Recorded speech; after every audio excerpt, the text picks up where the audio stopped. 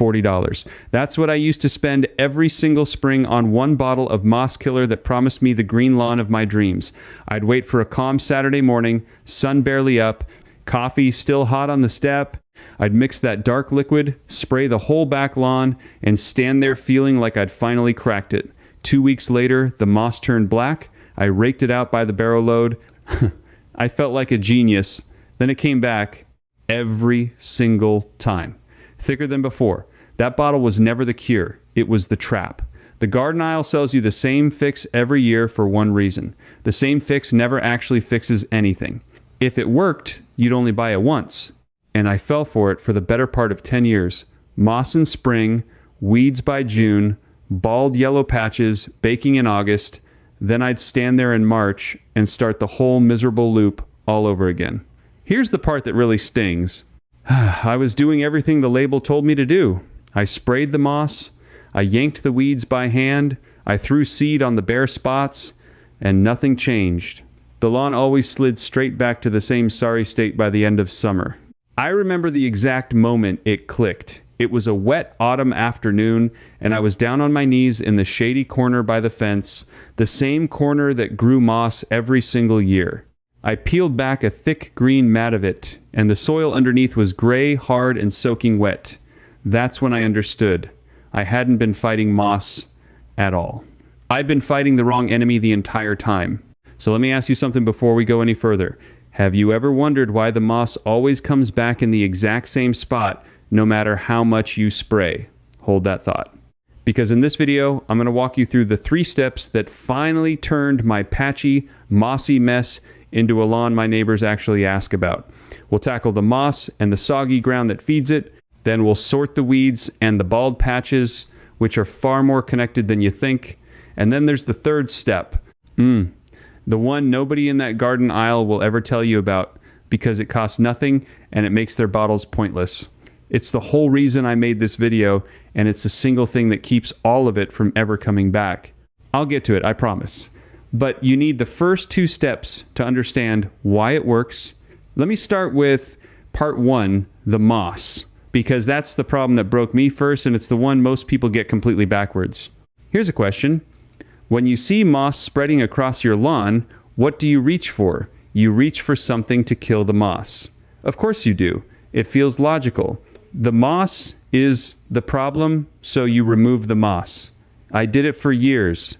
And I want to be very clear about what's actually happening beneath your feet, because this is the part the label will never print.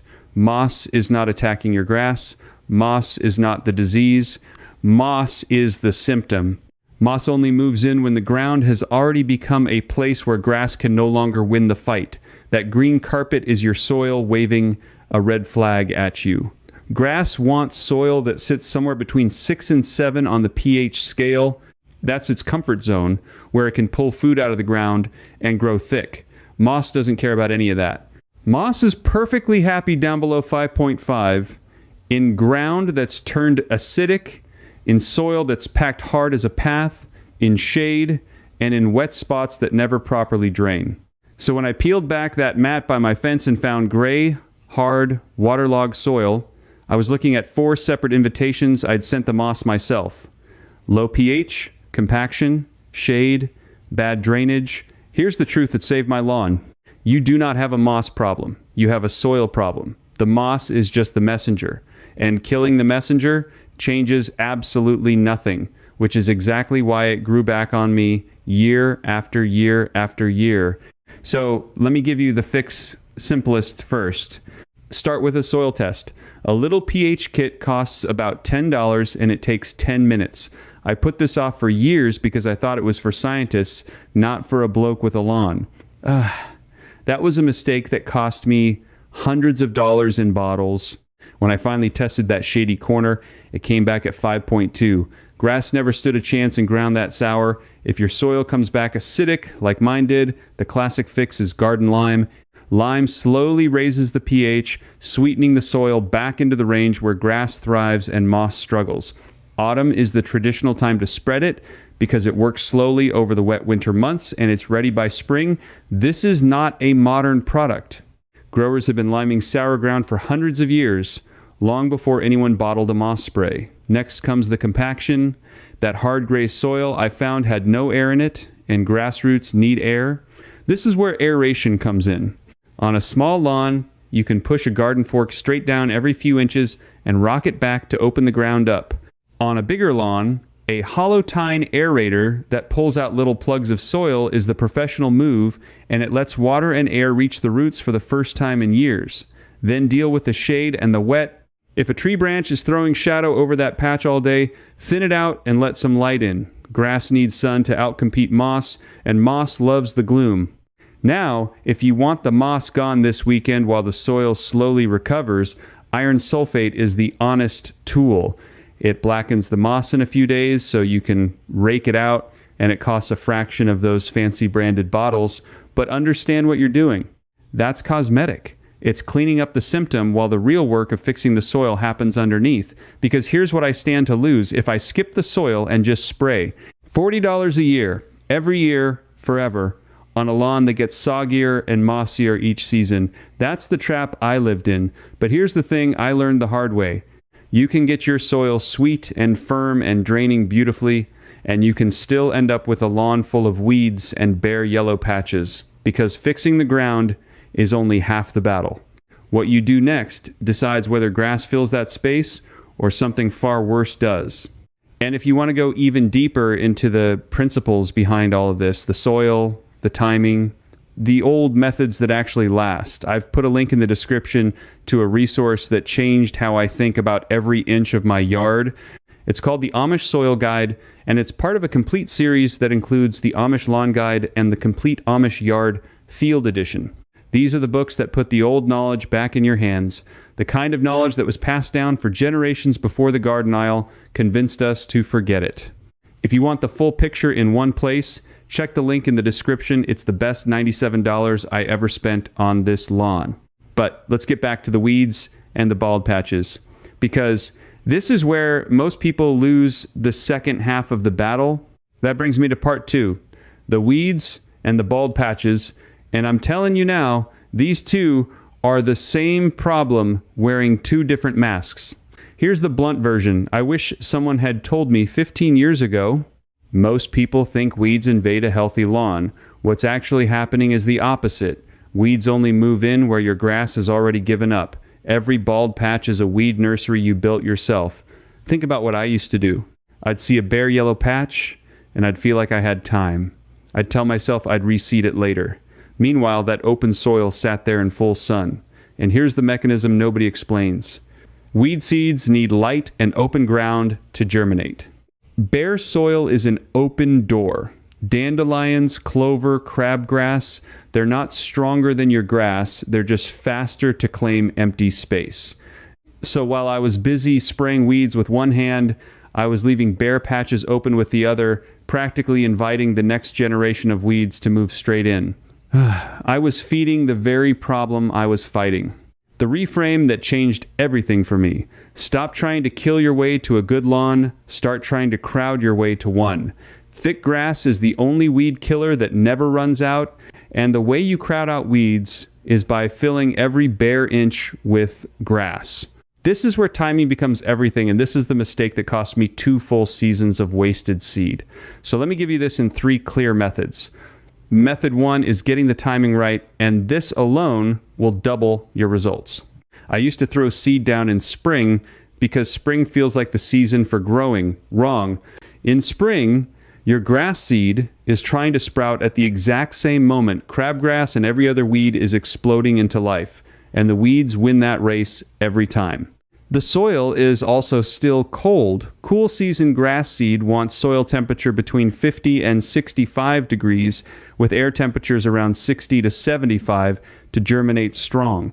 Early autumn hits that window perfectly. The soil is still warm from summer, the air is cooling, and the weeds are winding down for the year. You seed when your grass has the whole field to itself. That's the secret. Seed in autumn, not spring.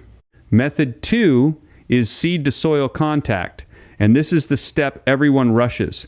Scattering seed on top of hard ground is like throwing it on a driveway. It needs to touch soil to root. So loosen the top of the bare patch with a rake first, scratch it up, sprinkle the seed, then cover it with just a thin layer, no more than 1/4 of an inch, of screen soil or compost. That thin blanket holds moisture and hides the seed from the birds. Then keep it damp. Not soaked, just never bone dry until it sprouts. Miss that watering for 2 hot days and you lose the lot. I learned that with a hose pipe and a lot of swearing. Method 3 is the one a professional reaches for, and it ties the whole lawn together. It's called overseeding, and it means spreading fresh seed across your entire lawn, not just the bald spots, once a year. Grass plants don't live forever. Every lawn thins out a little each season. Overseeding pumps thousands of new young plants into the turf so it stays dense from edge to edge, and dense turf simply has no room left for a weed to land. You feed it with a balanced lawn food to power that new growth, and within a couple of seasons, the weeds have nowhere to go. They don't get killed. They get evicted. Now, let me stop for 1 second, because if this is already making you rethink everything you've been doing, do me a favor and hit that subscribe button. This channel is for people who are done being sold the same bottle every spring and want the actual mechanism the garden aisle keeps quiet. That's the whole reason I'm here. 1 click and you won't miss the good stuff. Right? Back to it. Because here's the tension I lived with even after I sorted my soil and got my seeding right. My lawn looked fantastic in October.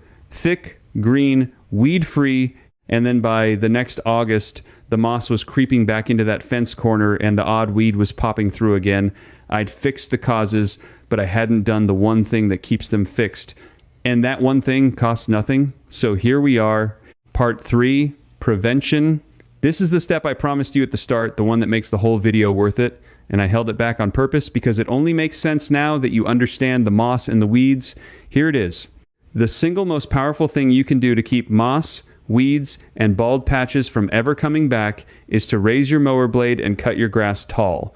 Specifically, keep it around 3 inches and never, ever cut off more than 1/3 of the blade in a single mow. That's it. No bottle, no cost, just the height of your cut. Let me tell you why this one simple change does more than every product I ever bought combined, because the mechanism is beautiful. Remember what weed seeds need to germinate? Light-hitting bare soil? Now picture grass cut tall at 3 inches. Those long blades throw a shadow right across the surface of the soil. That shade means weed seeds sitting in the ground never get the light signal they need to sprout. You're not killing weeds.